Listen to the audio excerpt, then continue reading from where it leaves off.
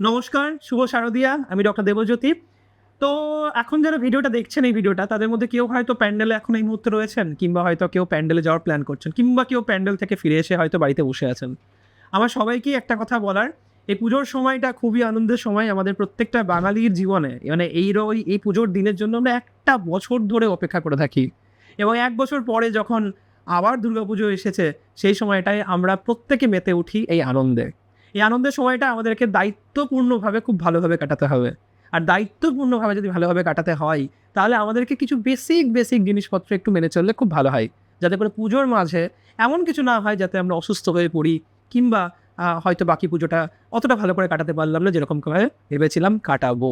তো প্রথম যেটা বলবো, যে যাদের সুগার, প্রেশার এই ধরনের রোগ রয়েছে, তারা অবশ্যই কিন্তু নিয়মিত এবং ঠিক যেই সময় আপনাদের ওষুধগুলো নেওয়ার রয়েছে অবশ্যই সেগুলোকে নেবেন। একদম সেগুলোকে ভুলে যাবেন না পুজোর আনন্দে। দ্বিতীয়ত যেটা বলার, যে অনেকে এরকম থাকে যে পুজোতে অত্যাধিক পরিমাণে ভাজা ভুজি খাচ্ছে, রাত জাগছে, সকালের বেলায় রাত জেগে ঠাকুর দেখলো, কিন্তু সকালবেলায় এসে সে ঠিক করে রেস্ট নিচ্ছে না, আবার কোথাও একটা প্ল্যানে বেরিয়ে গেল। সেই ক্ষেত্রে বিভিন্ন ধরনের সমস্যা হওয়ার কারণ সম্ভাবনা রয়েছে। প্লিজ সেটা করবেন না। আর একটা খুব কমন, যেটা দশমী যার জন্য ফেমাস, যে দশমীর দিনে অনেকেরই রয়েছে এটা মদ্যপান, এবং অনেকের অধিক পরিমাণ মদ্যপানের একটা কিন্তু অভ্যেস রয়েছে।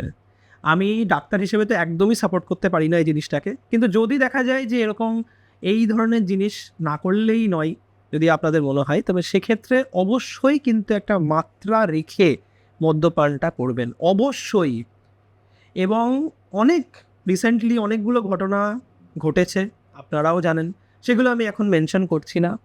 কিন্তু অবশ্যই কিন্তু আপনি মাথায় রাখতে হবে যে অধিক পরিমাণে মদ্যপানের ঠিক পরের দিন এরকম ঘটনা আছে। এরকম ঘটনার সাক্ষী নিউজ পেপার কেন, সব জায়গাতেই আমরা জানি, যেখানে প্যাঙ্ক্রিয়াটাইটিস থেকে শুরু করে একটা হঠাৎ করে কার্ডিওমায়োপ্যাথি হয়ে হঠাৎ করে দুম করে একটা কার্ডিয়াক অ্যারেস্ট হয়ে যাচ্ছে। এই ধরনের জিনিসপত্রগুলো কিন্তু হয়েছে। সো প্লিজ, এই তিনটে ছিল আমার মেন মেসেজ। আর তাছাড়া প্রচুর পরিমাণে জল খান, কারণ এই সময় অনেক জায়গায় অনেক পরিশ্রম হয়তো করে ঠাকুর দেখছেন, লম্বা হাঁটাচলা করে ঠাকুর দেখছেন। আর আরেকটা কথা, কোনো জায়গায় যদি খুব ভিড় থাকে আর আপনার যদি অস্বস্তি বোধ হয়, অবশ্যই ভিড় থেকে বেরিয়ে আসবেন। আর হ্যাঁ, ভিডিওটা ভালো লাগলে অবশ্যই আপনার আপনজনের সাথে শেয়ার করবেন, যাতে তারাও সুস্থভাবে পুজো কাটাতে পারে। আর আমাকে ভালো লাগলে অবশ্যই ফলো করবেন ডক্টর দেবজ্যোতিকে, ফেসবুক, ইনস্টাগ্রাম, ইউটিউব। পুজো ভালো করে কাটান। শুভ শারদিয়া আবারও একবার।